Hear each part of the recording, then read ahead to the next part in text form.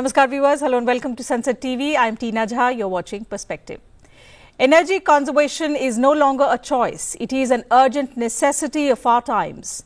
Saving energy does not simply mean using less power, but using it wisely, responsibly and efficiently. That was a clear message from President Draupadi Murmu on National Energy Conservation Day, which is observed every year on the 14th of December.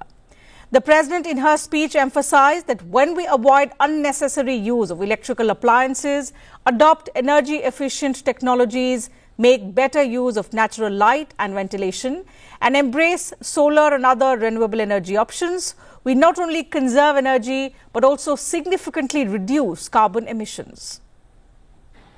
अगर देश के बच्चे और युवा ऊर्जा संरक्षण के महत्व के बारे में जागरूक हो जाएं और इसके लिए प्रयत्न करें तो इस क्षेत्र में लक्ष्यों की प्राप्ति तथा देश का स्थायी विकास सुनिश्चित किया जा सकता है। भारत विश्व की सबसे तेजी से बढ़ती हुई अर्थव्यवस्था में से एक है। So India today ranks among the world's top 3 energy consumers, with electricity demand continuing to rise steadily. The total electricity generation increased from 1,739.09 billion units in 2023-24 to 1,829.69 billion units in 24-25, registering a growth of 5.21%. For 2025-26, the generation target has been set at 2,000.4 billion units. At the same time, India's energy mix is undergoing a major transformation.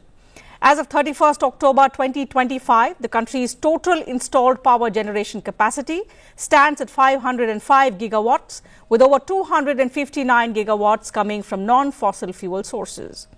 In effect, more than 50% of India's installed electricity capacity now comes from clean sources such as solar, wind, hydro and nuclear power.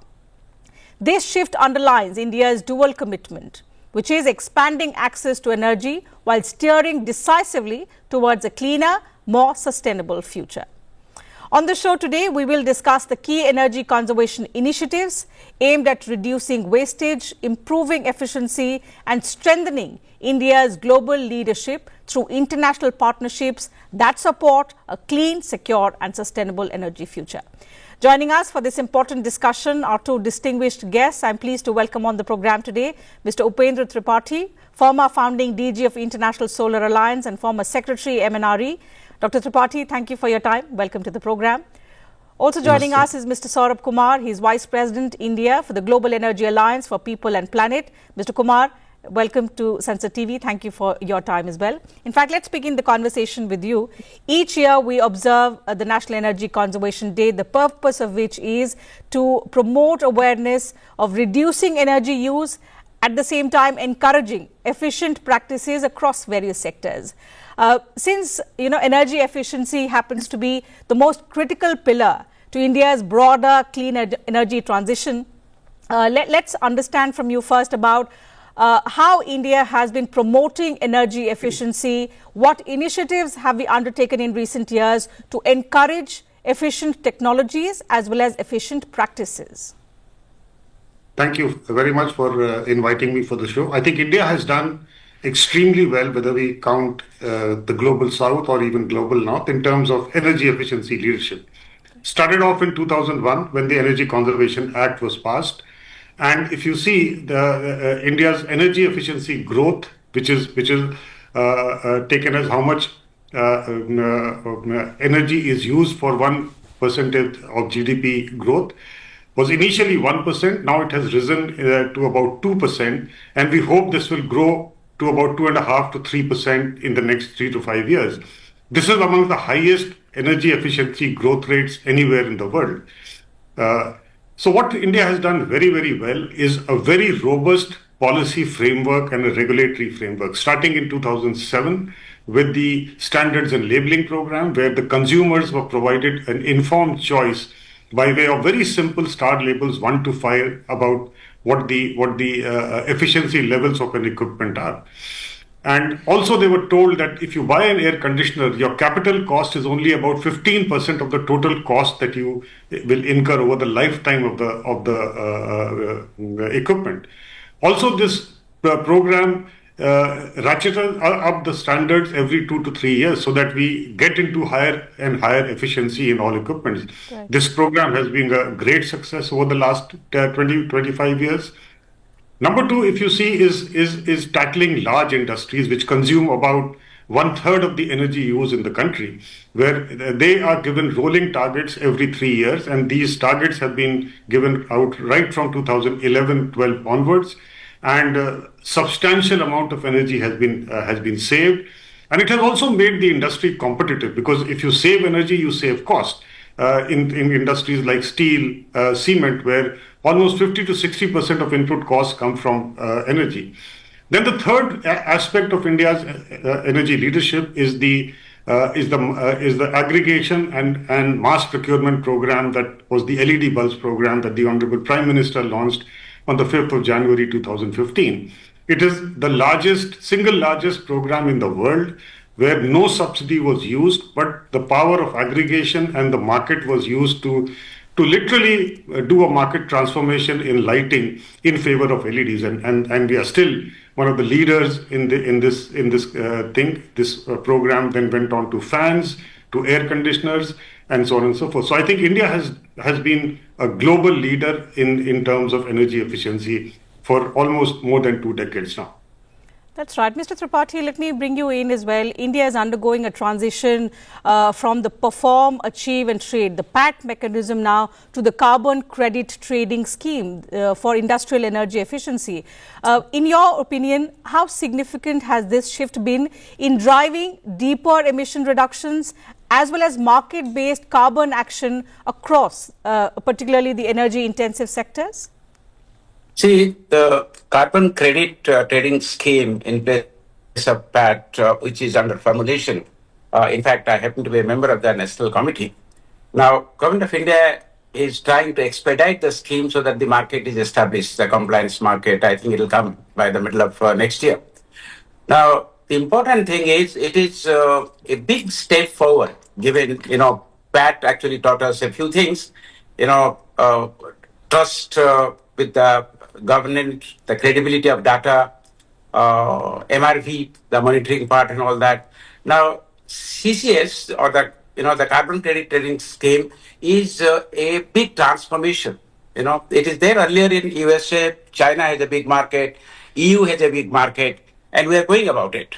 And this teaches us, from save energy, which was the fundamental philosophy earlier, we are going to change to sell carbon. And if you think of India's, the 53 gigatons of CO2 or CO2 equivalent we produce every year, how much of it can be really captured, how much it can be sold either in the voluntary market or compliance market. But this has opened up a big opportunity. So carbon credit trading scheme will open up a big window for India. And, you must have read about India signing MOUs with Japan, trying to sign one with Korea. And I met some industry people in IIM Bangalore who are going to the neighboring countries to look after mangrove management so that their companies can invest elsewhere.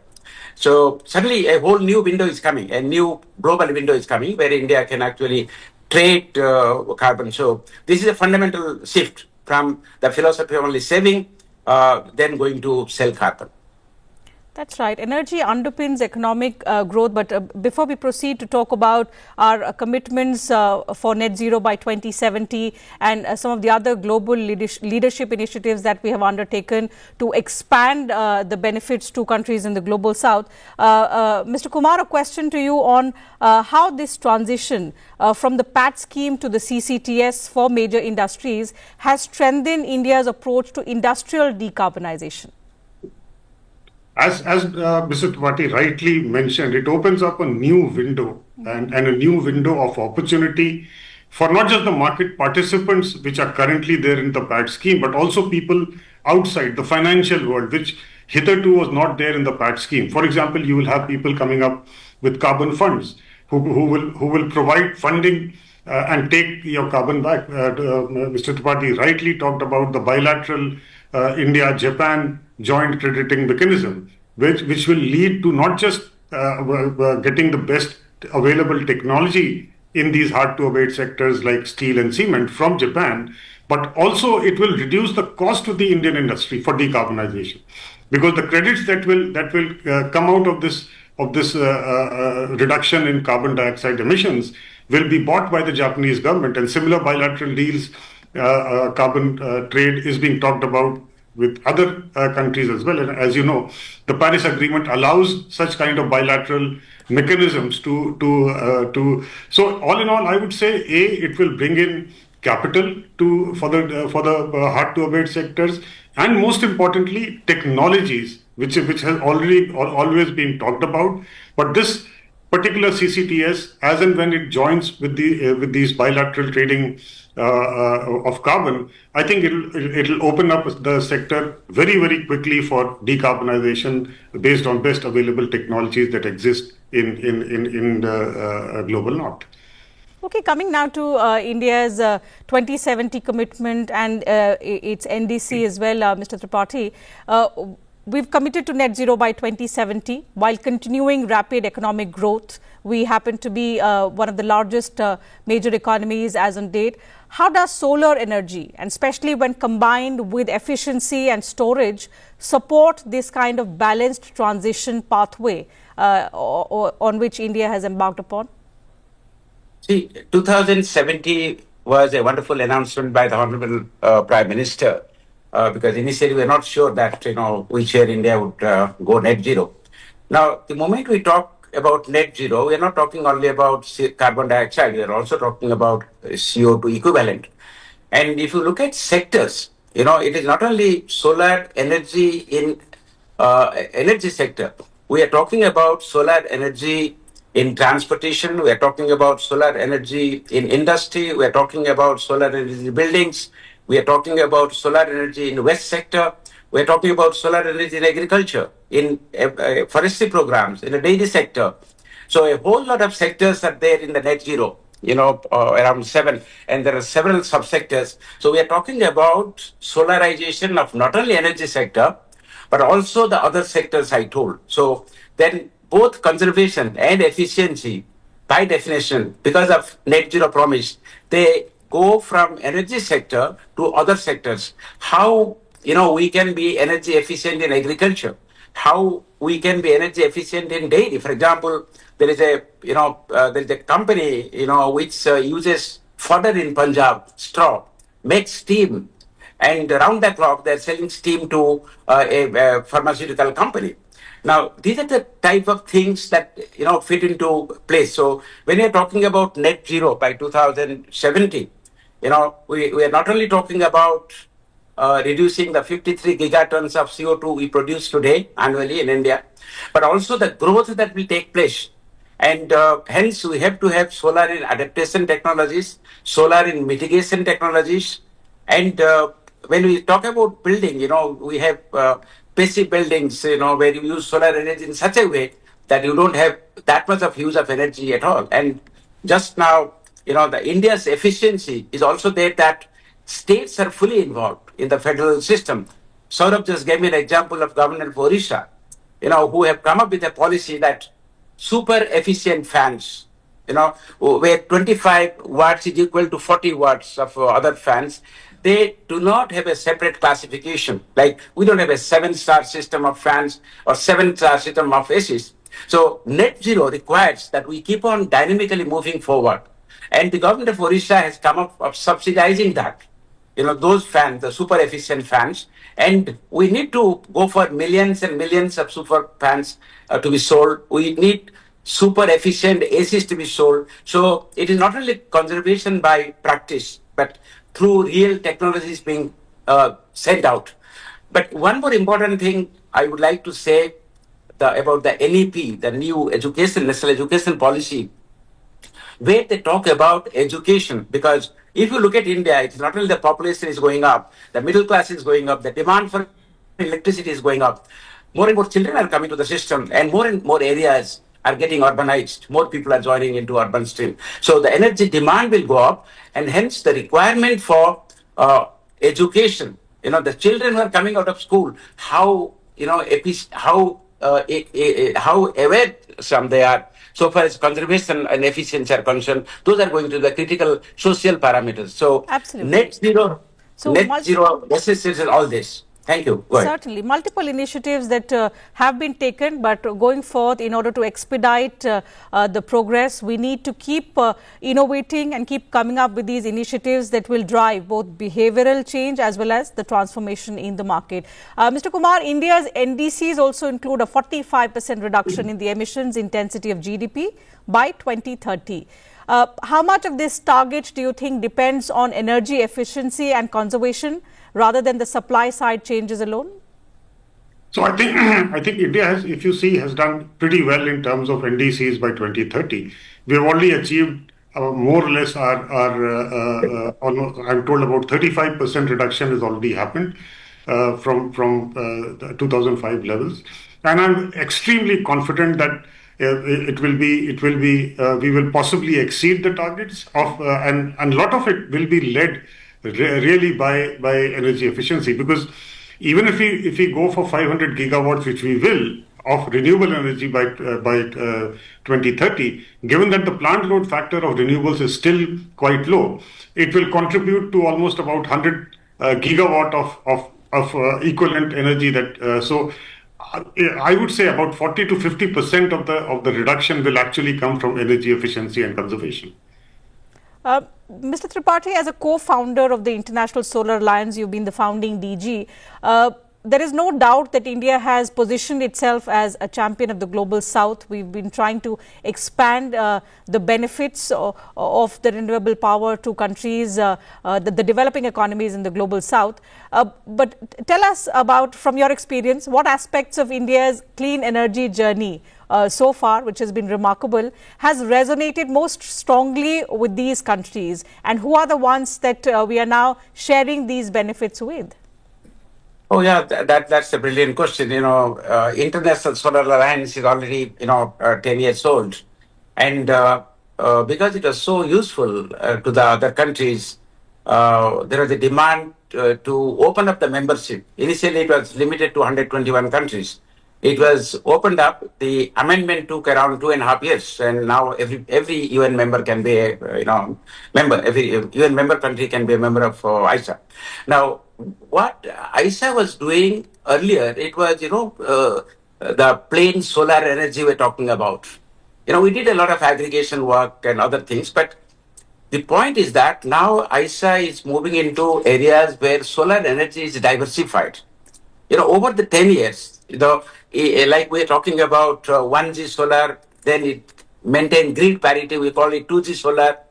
Then came, wind and solar hybrid, we call it 3G solar. Then came, solar, wind and storage, we call it 4G solar. Now the AI and the smart grid and the smart metering, all those things combined, we call it 5G solar. So when we are talking about efficiency and conservation in terms of solar, we are not only talking about conservation and efficiency in solar generation, we are talking in solar distribution, we are talking about solar management. So a whole lot of new things have come in this 5G solar that we are trying to bridge. And even India now, to reach that 500 gigawatt by 2030, we need to go for 5G solar. It means we have to have more of storage so that it is 24/7. Solar energy is also available at night. And today, I think some 12% of solar energy is surplus during daytime. We can't store it. That has become a problem. So this has to go. And nighttime, we should be able to use solar. So the 5G solar will be very well maintained. It is at the grid's command. So the grid can actually sustainably use this solar energy. And it's not the vanilla, the plain solar, the 1G solar that we're talking about. So today when ISA is talking about solar, it is not the old solar we're talking about. We're talking about new generation of solar. It is more related, more climate friendly, and more grid friendly, because many countries have no money to expand the grid, and we have also a constraint here. So we are trying to find more of diversified new quality solar energy, which we can call 5G, and which can be supplied to the grid at command whenever the supply is required. It's very well managed. So that type of transition, so ISA has to take from India to a lot more countries in the south who need the knowledge, who need the hand-holding, who need the support, and we also have to learn quite a few things from other countries who have better systems, either in terms of pricing or grids or rooftop, or even manufacturing of green hydrogen machines. Certainly. So, through affordable finance, access to technology, through trying to help build capacity, the ISA has been trying to face and address the barriers that these developing countries face as far as the shift to clean energy is concerned. A related question, Mr. Kumar, to you as well on India's global role and the international partnerships. We've recently joined the International Energy Efficiency Hub. How, according to you, or what according to you, do you think this signals about India's evolving role in shaping global efficiency standards, the global best practices that persist when we talk about energy transition? And not to forget, when India's focus has been on a just energy transition. Absolutely. And just energy transition cannot happen without efficiency and renewables. So I think it's a good step that India has joined the Global Energy Efficiency Hub. And it's not the first time that India has joined a forum. In fact, way back in 2008 or 9, there was a global effort called International Partnership for Energy Efficiency Cooperation. India was a leading member of that group. I think what India will possibly learn from, I'll begin from what we can learn from these global best practices, is a whole issues of how countries, particularly global north, has led demand response programs, demand side management programs, which is something which has been going on particularly in the Europe, US and parts of Japan very, very effectively, where you use the power of digitization, which Mr. Tripathi very rightly referred to as the 5G solar. When you have a digital grid, you can shift load to make sure that you have more demand during the solar hours. So that's one. Then the second is demand flexibility. Again, these are things which are extremely nascent in India's regulatory construct. So I think it's a great opportunity for India to learn and get best practices so that we can start doing this at scale in India. What India can offer to the world is many, many things. I mean, for example, the kind of policies and regulation that exist across the building sector, across the industrial sector and the equipment.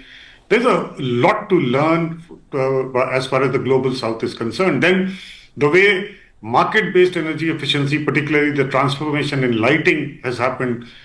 This is something which is necessary in whole lot of developing and developed world. So I think it's a good choice that India has made, and there is a lot to contribute to strengthen India's leadership in energy efficiency, and also a lot to learn from the new things that are emerging. Like I mentioned, demand response, demand flexibility, and so on and so forth, which are about to begin as far as India is concerned. Okay, Mr. Tripathi, so we are on the right track. We've seen the transformation that has happened because of these initiatives and policy measures that India has undertaken in recent years. But if we look beyond 2030, what, according to you, are some of the next big priorities before us in context of scaling up energy conservation across various sectors, which include industry, which include households? And here I would like to also understand your perspective on the effectiveness of one of the behavioral initiatives that India announced, the LIFE initiative. What kind of impact do you see it having towards its contribution to our Viksit Bharat vision as well? Yes, I mean, beyond 2030, you can think of 2030 to 2047. And here, three things will be very critical. A will be, how we utilize artificial intelligence to promote our objectives, whether it is conservation or it is, efficiency. I will give you one example. Way back in 2016, when I was Secretary MNRE, I visited a company called 50 Hertz in Germany. And this was about scheduling of solar energy to be put into the grid. They're far ahead of us because their software was far better than ours. In fact, states like Tamil Nadu and Gujarat those days were struggling, to schedule renewable energy into the grid. So software and more so the AI is going to a very critical role. And between 30 and 47 or 47 and 70, like China has now put AI into all departments, across all departments. They're trying to find out how they're going to be ahead of others. That is one. And number two, the type of smart, the material, the green materials, the new materials that are going to come, which will, in a sense, will reduce costs. They're more environment friendly. But apart from the scientific side about the technologies that are yet to come, into the net zero, to promote net zero, about the behavior in the society where life program comes in. Honorable Prime Minister's idea of, I remember Mr. Piyush Goyal giving an example of a 70-story building in New York not switching off lights at night. And he said, what is the security risk to this building at the 70th floor at night? It's just a habit. They don't switch off the lights. And there are so many things, and in India also we have a section of society who have to learn how to use less, how to use judiciously, and how to use keeping environment in mind. And that is where I told that the coming generations have to be taught in schools, in colleges, in universities, that this is very critical.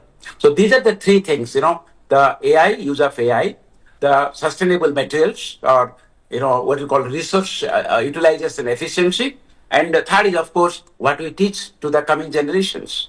Certainly, as we advance towards our 2030 climate commitments and our long-term vision of a Viksit Bharat by 2047, what's important is that we must all work together to build an informed, efficiency-driven culture which supports our vision of a clean, secure and sustainable energy future. With that, we'll have to wrap up the conversation. Time allows us to take up only that much on the program. Thank you once again, Mr. Tripathi, Mr. Kumar, for joining in with your views and suggestions on this important and pertinent subject. To you viewers, thank you very much for your time as well.